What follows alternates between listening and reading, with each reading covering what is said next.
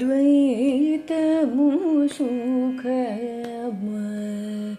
అద్వైతము సుఖమయ ద్వైతము సుఖమయ అద్వైతము సుఖమయ ద్వైతము సుఖమయ ద్వైతము సుఖమయ ద్వైతము సుఖమయ ద్వైతము సుఖమయ ద్వైతము సుఖమయ ద్వైతము సుఖమయ.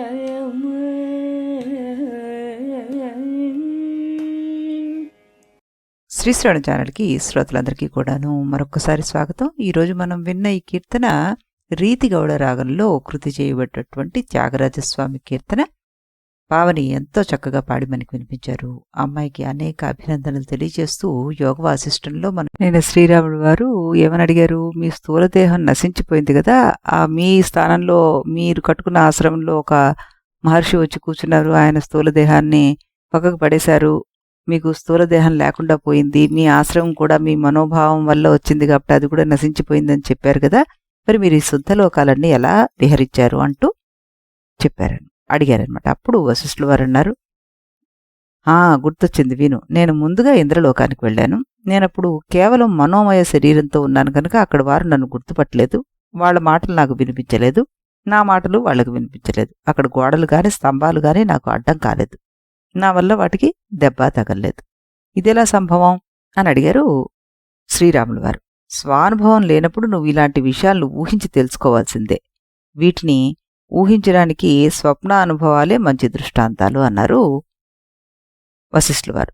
శ్రీరాముడు అన్నారు, అసలు అనుభవాల విషయంలోనే వాగ్వాదాలు ఉన్నాయి కదా. ఉదాహరణకి న్యాయశాస్త్రం వారు దేహం లేకపోతే జ్ఞానం కలగదని, అందుకే సుషుప్తిలో కలిగేది జ్ఞానం కాదని అంటున్నారు కదా మరి అన్నారు. అప్పుడు వశిష్ఠులు వారు అన్నారు, నీ అనుభూతి నీకు తెలుసు, దాని విషయంలో మొండివాదాలు చేసేవారితో మౌనంగా ఉండడమే మంచిది. రామ, సుషుప్తి సమయంలో నేను సుఖంగా ఉన్నాననే స్మృతి నీకుంది, జ్ఞానం లేనిదే స్మృతి రాదు, కనుక న్యాయశాస్త్రం వారి వాదనను పట్టించుకోవాల్సిన అవసరం లేదు అన్నారు. స్వప్నే శరీరం అభిప్రహత్య అసుప్తసుప్తానాభిచాకసీతి శుక్రమాదాయ పునరేతి స్థానం హిరణ్మయ పురుష ఏకహంసః అన్నారు.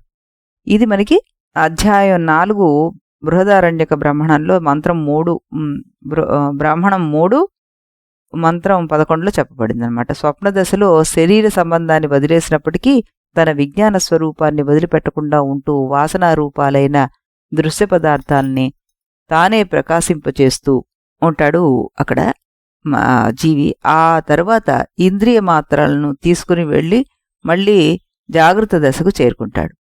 ఇట్టి ఈ జీవుడు నిత్య చైతన్య స్వరూపుడు, 3 అవస్థల్లోకి సంచరించేవాడు ఇతడొక్కడే. ఇదే శృతివాక్యం అన్నమాట. శరీరం లేకపోయినా జ్ఞాన సంబంధం ఉంటుందని స్పష్టంగా చెప్తుందన్నమాట. అదీ కాక నా స్వభావంలో పూర్వం నిమి చక్రవర్తి నన్ను శపించినప్పుడు నాకు శరీరం లేకుండా పోయింది కదా, అప్పుడు చాలా కష్టాలు పడ్డాను. చివరికి బ్రహ్మదేవుడి సహాయంతో మిత్రావరుణ వల్ల పుట్టిన శరీరాన్ని నేను స్వీకరించాను, అది నా స్వానుభవం. ఇలా శృతి ప్రమాణము స్వానుభవం కలిపి ఉన్నాయి కనుక న్యాయశాస్త్రం వారి వాదాన్ని ఇక్కడ ఉపేక్షించవచ్చు అన్నారు ఆయన. అప్పుడు శ్రీరాములు వారు అన్నారు, గురుదేవా, మీకు దేహం లేదు కనుక ఇంద్రలోకంలోని వారిని మిమ్మల్ని గుర్తించలేకపోతే ఆ కొత్త మహర్షి గారు మిమ్మల్ని ఎలా చూడగలిగారు? లాజికల్ పాయింట్ ఇది. ఆయన కూడా నన్ను జ్ఞానసిద్ధులం కనుక సత్య సంకల్ప స్థితికి పొంది ఉన్నాం గనక, ఇద్దరం చేరి ఉన్నాం గనక ఆ సమయంలో నేను ఈ మహర్షిని చూడగలగాలని నేను సంకల్పించాను కాబట్టి ఆయన నన్ను చూడగలిగారనమాట. ఆయన కూడా దానికి అనుగుణంగానే సంకల్పించాడు, అందుకనే ఆయన నన్ను చూడగలిగారు అన్నారు. అప్పుడు శ్రీరాములు వారు అన్నారు, ఇద్దరు యోగులు పరస్పర విరుద్ధంగా సంకల్పిస్తేనో అన్నారు. అప్పుడు వెంటనే వశిష్ఠుల వారు అన్నారు, ఎవడి యోగబలం ప్రబలంగా ఉంటే వాడి సంకల్పం గెలుస్తుంది అన్నారు. ఇద్దరి బలం సమానంగా ఉంటే అప్పుడు ఇద్దరి సంకల్పాలు నిజమవుతాయి. ఆ విషయాన్ని రాబోయే సర్కుల్లో మరింత స్పష్టంగా నీకు వివరిస్తాను. ముందైతే ఒక కథ విను అంటూ ఆయన ఒక కథ చెప్పడం మొదలుపెట్టారన్నమాట. నేనలా ఇంద్రలోకంలో లోకపాలుర పట్టణాల్లో తిరుగుతూ ఉండగా నా మనస్సు వ్యవహారపు ఆందోళనలో పడి నేను అతివాహికత్వాన్ని కొద్దిసేపు మర్చిపోయాను. అంటే నేను మనోమాత్ర స్వరూపుణ్ణి అనే విషయాన్ని మర్చిపోయాను.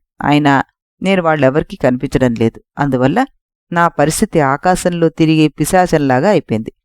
మానవుల కంటే సూక్ష్మమైనవి కనుక పిశాచాలు మానవులకి కనిపించవు, దేవతలకైతే కనిపిస్తాయి. నేను దేవతల కంటే సూక్ష్మమైన మనోమాత్ర శరీరంతో ఉన్నాను కనుక వారికి కనిపించక దేవలోక పిశాచంలాగా అయిపోయాను నేను. శ్రీరాముడు అన్నారు, గురుదేవా, నిజంగా పిశాచాలు అనేవి ఉన్నాయా? ఉంటే వాటికి జాతులేమిటి, వాటి ఆచారాలేంటి, వాటి ఆలోచనలేంటి, కొంచెం వివరించి చెప్పండి అన్నారు. రామ, ఇది ప్రసంగవశాత్తు వచ్చిన ప్రశ్న గనుక సంగ్రహంగానే చెప్పేస్తాను, వినేసే అన్నారు ఆయన. పిశాచాలున్నాయి. నీ స్వప్నంలో ఒక శరీరంలాగానే వాటికి మనోమయ దేహాలున్నాయి. అయితే అవి నీ జాగ్రత్త ప్రపంచాన్ని చూడగలవు. ఆ ప్రపంచంలోని మనుష్యుల మనస్సులో దూరి వారికి రకరకాల భయాలను, భ్రాంతులను కలిగించగలవు. ఆ మనస్సుల ద్వారా శరీరంలో కూడా ఆవహించి వారి వారి రుణానుబంధాన్ని బట్టి రక్తమాంసాలు పీల్చుకోగలవు. ఒకప్పుడు చంపను కూడా చంపగలవు అవి. ఈ పిశాచాల ఆకారాలు, శక్తులు రకరకాలుగా ఉంటాయి. వాటికి సంక్రమించే పూర్వజన్మ వాసనలే వాటికి కారణం. వాటిలో కొన్నిటికి స్థూల శరీరం లేకపోయినా శీతోష్ణాదుల వల్ల బాధ మాత్రం ఉంటుందన్నమాట. అన్నిటికీ కామక్రోధాలు మాత్రం సహజంగా ఉంటాయి అంటూ చెప్పి మంత్రౌషధ తపోదాన ధైర్య ధర్మ వశీకృతాః అంటూ 94వ సర్గలో 38వ శ్లోకంలో చెప్పారు. వీటిని చూడ్డానికి, చూశాక వశపరుచుకోవడానికి రకరకాల మార్గాలున్నాయి. మంత్రాలు, మందులు, తపస్సులు, దానాలు, గట్టి ధైర్యం, మంచి ధర్మశీలత వంటి ఉపాయాలు కూడా అనేకం ఉన్నాయి అంటూ చెప్పారనమాట. మామూలుగా అయితే పిశాచం అనేది ఆవహించబడిన వాడి అనుభవానికి తెలుస్తుంది తప్పితే ఇతరులకు ఏమీ తెలియదు.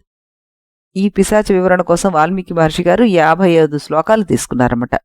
ఇంతకు ఇప్పుడు ఈయన వశిష్ఠుల వారు ఏం చెప్తున్నారంటే, ఇంద్రలోకంలో పిశాచంలాగా అయిపోయింది నా పని అని అంటూ సర్గ 94లో చెప్పారు. ఆ తర్వాత నేను వాళ్ళంతా నన్ను చూడాలి, నాతో వ్యవహరించాలి అనే సత్య సంకల్పన చేశాను. దాంతో నేను ఎక్కడికి వెళ్తే అక్కడ అందరికీ కనిపించాను. వాళ్ళంతా నన్ను గుర్తించారు. కానీ అక్కడ ఒక విచిత్రం జరిగింది. కొంతమందికి నేను వాళ్ల ముంగిళ్లలో భూమిలోంచి మొక్కలాగా మొలుచుకొని వచ్చినట్లుగా కనిపించాను. అలాంటి వాళ్ళు నన్ను పార్థివ వశిష్ఠుడు అన్నారు. కొంతమందికి సూర్యకిరణాల్లోంచి రాలిపడ్డట్టుగా కనబడ్డాను. అందుకని వాళ్ళు నన్ను తైజస వశిష్ఠుడని, మరికొంతమంది గాలిలో తేలిపోతూ దిగినట్లుగా కనిపించాను కాబట్టి వాళ్ళకి వాయు వశిష్ఠుడని, మరికొంతమందికి నీళ్లలోంచి పైకి వచ్చాను కాబట్టి నన్ను జలవశిష్ఠుడని, ఇలా తలా చోట నాకు తలో పేరు వచ్చింది. రకరకాల వ్యవహారాలు జరిగాయి. అయినా సరే నేను మాత్రం ఆ దేహాల్లో ఏ ఒక్కటి నాది అని అనుకోలేదు, అవి నేను అనుకోలేదు. నా చిదాత్మ స్ఫూర్తికి భంగం కలగలేదు ఎక్కడా కూడాను. అప్పుడే కాదు, ఎప్పటికీ నేను అలాగే ఉన్నాను. నేను విశుద్ధమైన ఆకాశ స్వరూపుడిగా ఉంటూనేమీ బోటి వాళ్ల బుద్ధిని అనుసరించి భౌతిక దేహంతోటి కనిపిస్తున్నాను. నాకు ఈ సృష్టిలన్నీ ఏ విధంగా మనోమాత్రాలో అలాగే హిరణ్య గర్భుడికి ఈ జగత్తంతా బ్రహ్మాత్మకము అన్నారు. ఇలాంటి వివేకం లభించాలంటే ఈ యోగ వాసిష్టం వంటి శాస్త్రాన్ని పరిశీలిస్తే చాలు. మహారామాయణ ప్రాయశాస్త్రవేక్షణ మాత్రతః అంటూ శ్లోకం 29లో సర్గ 95లో చెప్పారన్నమాట. రామ, నేను చెప్పదలుచుకున్న పాషాణోపాఖ్యానం పూర్తయింది. దీనివల్ల నచ స్థితం కించనాపి క్వచనాపి కదాచన స్థితం బ్రహ్మఘనే బ్రహ్మ యథాస్థితం అఖండితం అంటూ 96 సర్గలో 2వ శ్లోకంలో చెప్పారన్నమాట. ఇప్పుడు ఎక్కడా ఏదీ లేనే లేదు, బ్రహ్మలో బ్రహ్మే అఖండితంగా ఉంది, ఉన్నదున్నట్లుగానే ఉంది అని నిరూపించాను, చూసావా అన్నారు. అన్న తర్వాత స్వప్నం చూసేవాడు చిద్రూపుడే. స్వప్నంలో చూడబడే కొండలు, కోనలు చిద్రూపాలే. చిత్తు కంటే భిన్నంగా అక్కడ ఏమీ లేదు. ఏమీ లేకుండానే ఏదో ఉన్నట్లుగా కనిపిస్తుంది. ఈ జాగృత ప్రపంచం కూడా అంతే. సృష్టి నుంచి మహాప్రళయం దాకా మొత్తం అంతా అఖండ బ్రహ్మే ఉంది.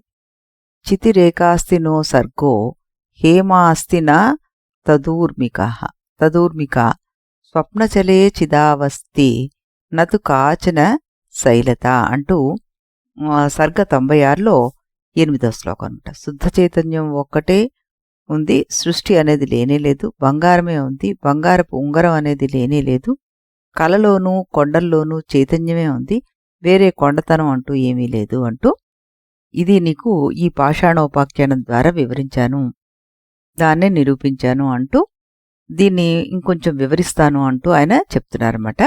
ఇక్కడ మనం తెలుసుకోవాల్సిన విషయం ఏంటంటే, ఈ నిర్వాణ ప్రకరణ ఉత్తరార్థంలో మొదట్లో సాధనా మార్గాలు, సాధన సోపానాలు వంటి వివరించిన తర్వాత మనకి భూమ్యాది చతుర్భూతాలు మాత్రమే కాకుండా ఆకాశ కాలాదులు కూడా చైతన్య స్వరూపాలే అనే విషయం మీద వశిష్ఠ మహర్షి తన బోధను కేంద్రీకరించి ఆ విషయాన్ని నిరూపించేందుకోసం మనకి ఈ పాషాణోపాఖ్యాన కథని రకరకాల సృష్టి ప్రళయ వర్ణనలను పురసరంగా విస్తరించి చెప్పారనమాట. కథ పూర్తయ్యాక కథా సారాంశాన్ని మరోసారి నెమరు వేయడం అన్నది ఆయన అలవాటు. ఈ ప్రకారమే 96వ సర్గలో జగత్ లేనే లేదు అనే మాటను రకరకాల తర్కాలతో పునరుక్తించి నిరూపించారు. పదార్థం లేకుండా పదార్థం కనిపిస్తోంది అనే మాటను రకరకాలుగా చెప్తాడు గాని మూలంలో వివర్తం అనే పదాన్ని సామాన్యంగా ఆయన వాడరు. భావం మాత్రం అదే అనమాట. అయితే వివర్త పదం నిర్వాణ ప్రకరణ పూర్వభాగంలో 113వ సర్గలో 205 శ్లోకంలో సూటిగా వచ్చేసింది. ఏమీ లేకుండానే ఏదో ఒకటి ఉన్నట్టు కనిపిస్తోంది అనే ప్రశ్నకు సమాధానంగా అవిద్యను ఆయన మళ్లీ వివరించబోతున్నానమాట. దానికోసం విపశ్చిదుపోఖ్యానమనే కథను 55 సర్గలకు పైగా సాగదీసి చెప్పబోతున్నారు ఇప్పుడు మనకి. ఆ కథ 108వ సర్గలో ప్రారంభమవుతుంది. 96 నుంచి 107 దాకా మనకి 12 సర్గలు ఆయన రాబోయే కథ కోసం ఒక పీఠికగా వాడుకుంటున్నారనమాట. దాన్ని దృష్టిలో పెట్టుకుని ఈ 12 సర్గలు మనం పరిశీలిస్తే గనక అందులో 96వ సర్గలో గల 42 శ్లోకాలను ప్రధానంగా పూర్వకథా అంశాన్నే తిప్పి తిప్పి చెప్పడాన్ని చూపించారు. అందులో ఈ ప్రపంచంలో ఉన్నదంతా చైతన్యమే కనుక ఎవరూ పుట్టడం లేదు, చావడం లేదు, ప్రతివాడికి నేను చైతన్యాన్నే అనే స్ఫురణ స్వయంగా కలుగుతోంది కనుక ఒకడు చచ్చిపోయాడు అని ఒప్పుకుంటే చైతన్యమే చచ్చిపోయిందని ఒప్పుకున్నట్లు అవుతుంది. అది నిజంగా చచ్చిపోతే ప్రపంచంలో ఏ ఒక్క జీవి బ్రతికి ఉండడానికి వీల్లేదు. ఇది లోక విరుద్ధం అవుతుంది. కనుక ఎవడూ మరణించడం లేదు అని ఒక విచిత్రమైన తర్కాన్ని ఇక్కడ ఆయన ప్రవేశపెట్టారన్నమాట. ఎవడూ మరణించడం లేదు కనుక ఎవడూ పుట్టడం లేదు అన్నాడు. చివరికి ఒక వింత మాట చెప్పారు ఆయన మనకి. ఏంటది? నా తదస్తి నా యత్సత్యం నా తదస్తి నా యన్మృష యద్యథా ఏన నిర్జీతం తత్తదాతం ప్రతిస్థితం అన్నారు. అంటే ఏంటిక్కడ? సత్యం కానిదంటూ ఏదీ లేదు, అసత్యం కానిదంటూ కూడా ఏదీ లేదు. ఎవడు దేనిని ఎలా నిర్ణయించుకుంటే వాడికి అదా నిర్ణయం అవుతుంది అది అంటూ చెప్పారనమాట. ఇది ఎక్కడ చెప్పారు మనకి? సర్గ 36లో 41వ శ్లోకంలో అన్నారు.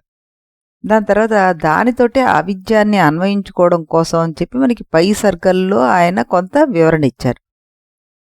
దాన్ని ఆయన మాటల్లోనే మనం చెప్పుకుంటే గనక ఇప్పుడు ఈ విపశ్చిదుపాఖ్యానము అనే పీఠిక ముందు అసలే దాని యొక్క ఇంట్రడక్షన్ లాంటిది ఇక్కడ ఆయన చెప్పబోతున్నారు. అది చూద్దాం. రామ, లోకంలో ఎవరి అనుభవం వారికి ఉంటుందయ్యా. అందుకే తత్వస్థితిని గురించి రకరకాల వాదాలు బయలుదేరాయి. ఎవరినీ కాదనడానికి వీల్లేదు. అంటే మనకి ఇక్కడ కణాదుడు, గౌతముడు, సౌతంత్రికుడు, వైశేషికం, ఆర్హతం, చార్వాకం ఈ రకాల వాదాలన్నీ మనకి వచ్చాయి కదా. బౌద్ధం ఇవన్నీ వచ్చాయి కాబట్టి వీటి గురించి ఆయన ఇక్కడ ఎవరినీ కాదనడానికి వీల్లేదు అన్న పదాన్ని వాడారనమాట. ఒక సిద్ధాంతానికి తనను తాను కట్టేసుకుంటే వాడికి అలాంటి ఫలితమే కనిపిస్తుంది. అందువల్ల సిద్ధాంతాలకు కట్టుబడకుండా పండితులతో కలిసి లోతుగా విచారించాలి ఎప్పుడైనా. ఒకటి అనేసుకుని కూర్చుంటే మనకి అది తప్పితే ఇంకొకటి చెయ్యాలని అనిపించదనమాట. అది ఆయన చెప్పే ఉద్దేశం. తత్వవేత్తలైన పండితులు ఎక్కడ దొరుకుతారు అనే ఒక సందేహం మనకొస్తుంది. వాళ్ళు ఏ జాతిలో అయినా చాలా అరుదే, కానీ ప్రతి జాతిలోనూ ఎందరో కొందరు ఉండనే ఉంటారు. ఈ విషయాన్ని మనకి 97వ సర్గలో చెప్పేశారు ఆయన. తర్వాత ఏమన్నారు? తత్వవేత్తలకు ప్రధాన చిహ్నం ఏమిటంటే కామక్రోధాది దోషాలు చాలా మట్టుకు క్షీణించిపోయి ఉంటాయి వాళ్ళకి. వాళ్ళు ప్రశాంతంగా ఉంటారు. నా చాస్తిత్యా కష్టాననుష్ఠాన వైదికాః మనోజ్ఞ మధురాచారాః ప్రియపేసల వాదినః అంటూ మనకి నాస్తికత్వం వల్ల గాని ఆస్తికత్వం వల్ల గాని వారు మొండి ఛాందసపు అనుష్ఠానాల్లో పడరు. వారి ప్రవర్తన మధురంగా, వారి వాక్కు సుకుమారంగా ఉంటాయి. వారు పరోపకారశీలురుగా ఉంటారు. అలాంటి వారిని బాగా పరిశీలించి వారితో స్నేహం చేయాలి అంటూ 98వ సర్గలో 3వ శ్లోకంలో మనకు చెప్పారనమాట. ఇలా అన్నంత మాత్రం చేత వారిలో అసలు దోషాలే ఉండవని కూడా చెప్పలేము. దోషలేస్య మనాదృత్య నిత్యం సేవేతే సజ్జనం స్థూలదోషం త్వన్నిర్వాణం శనైః పరిహరేత్క్రమాత్ అంటూ చెప్పారనమాట. ఇది 98వ సర్గలో 20వ శ్లోకంలో చెప్పి చిన్న చిన్న దోషాలున్నా వాటిని పట్టించుకోకుండా ఆ సత్పురుషుణ్ణి సేవించాలి. ఒకవేళ తాను ఆశ్రయించిన సత్పురుషుల్లో పెద్ద పెద్ద దోషాలున్నాయి, తత్వజ్ఞానం లేదని తేలితే అతన్ని మెల్లిమెల్లిగా వదిలేయాలి అన్నారు. అప్పుడు శ్రీరాములు వారు అన్నారు, గురుదేవా, మనబోటి మానవులకి అలా సత్సంగత్వాది ఉపాయాలు ఉండవచ్చు, వాటి వల్ల ఆనందం కలగవచ్చు. మరి క్రిమికీటకాదులు ఇవేమీ లేవు కదా, వాటికి దుఃఖం ఎలా పోతుంది, సుఖం ఎలా కలుగుతుంది అంటూ అడిగారనమాట. అప్పుడు వశిష్ఠుల వారు ఏం చెప్పేశారు, రామా, సుఖదుఖ అనుభవం వచ్చేసరికి మానవులకు గాని క్రిమికీటకులకు గాని వృక్ష గుల్మాదులకు గాని పెద్ద భేదమేది లేదు. సుప్తానాం యాదృగాస్మకం వేదనం స్పష్టస్వత్వచాం వృక్ష గుల్మాంకురాదీనాం తాదృగుద్దాం వేదనం అన్నారు. 16 అనమాట. 99 సర్గలో 16 శ్లోకం. మనకు సుకుమారమైన చర్మం ఉంది. మనం నిద్రలో ఉన్నప్పుడు దోమలు కుడితేనో చల్లగాళ్ళు వీస్తేనో ఎంతో కొంత సుఖదుఖ జ్ఞానం కలుగుతుంది. వృక్షాలు, గుల్మాలు, మొలకలు మొదలైన వాటికి కూడా ఇలాంటి స్వల్ప సుఖదుఖ జ్ఞానం ఉంటుంది అంటూ చెప్పారనమాట. వీటికంటే కొంచెం స్పష్టమైన ఇంద్రియాలు గల పశుపక్షాదుల దగ్గరికి వస్తే ఇంద్రియ సుఖాలు మనంకి వాటికి సమానమే. సుఖశ్చేంద్రియ కీటకయోహో అంటూ శ్లోకం 18లో ఇంద్రుడి సుఖము కీటక సుఖము ఒకటే అన్నారు. ఇక బండరాళ్ళు మొదలైన జీవుల పరిస్థితి గాఢ సుషుప్తిలోకి వెళ్లిన వృక్షంలాగా ఉంటుంది. నిద్రామయానాం వృక్షాణాం స్వసత్వం అచలాదయః అంటూ శ్లోకం 21లో చెప్పారనమాట. గమనించాల్సిన విషయం ఏమిటంటే ఇక్కడ మనం ఈ రకమైన జీవులందరికీ కూడాను ఎంతో కొంత సుఖదుఖ జ్ఞానం ఉన్న మానవేతర జీవులకు వివేక జ్ఞానం ఉండే అవకాశం మాత్రం లేదు అన్నారు. కనుక మానవులకు మాత్రమే ఈ జగత్తు సత్యమా అసత్యమా అనే విచారణ ఉపదేశించబడుతుంది అంటూ ఆయన 99వ సర్గలో చెప్పారు. ఆ తర్వాత ఆయన మనకి ఇంకేం చెప్పారంటే, అప్పుడు శ్రీరాముల వారు అడిగారనమాట, గురుదేవా, శుద్ధ నాస్తికులు కొందరున్నారు కదా, వాళ్ళ దృష్టిలో కంటికి కనిపించదు కనుక మృత్యు అనేదే లేదు, ఇక పునర్జన్మలకు మోక్షానికి ప్రసక్తి అంటూ ఎక్కడుంది అంటుంటారు కదా వాళ్ళు. ఇలాంటి నాస్తికులకు ఈ సంసార దుఃఖం శమించే ఉపాయం ఏదైనా ఉందా అంటూ అడిగారనమాట. అప్పుడు వశిష్ఠుల వారు అన్నారు, ఇక్కడ ఒకటే కిటుకుంది. ఎంత నాస్తికులైనా, ఎంత దేహాత్మవాదులైనా వారి దేహాత్మ భావానికి కారణం దేహం కావడానికి వీలే లేదు. ఎందుకంటే అది జడం కనుక వారి దేహాత్మ భావానికి కారణం చైతన్యం అని ఒప్పుకోవాలి. ఈ విధంగా వారికి కూడా చైతన్యంతో నిత్య సంబంధం ఉండనే ఉంటుంది. కనుక ఆ చైతన్య స్వరూపం ఏమిటనే విచారణలోకి వారిని ప్రవేశపెడితే అప్పుడు వాళ్లకు కూడా అవిద్య నశించి శాశ్వతానందం లభించే అవకాశం ఉంటుంది. అలా అవిద్య నశించి సర్వవ్యాప్తి అయిన చైతన్యాన్ని దర్శించే వారికి దుఃఖభయము ప్రసక్తి గాని మరణభయ ప్రసక్తి గాని ఉండదు. అలాంటి వారు ఎల్లప్పుడూ ఆనంద స్థితిలోనే ఉంటారు. అసలు ఎవరికైనా సరే మరణం అంటే భయం అనవసరం.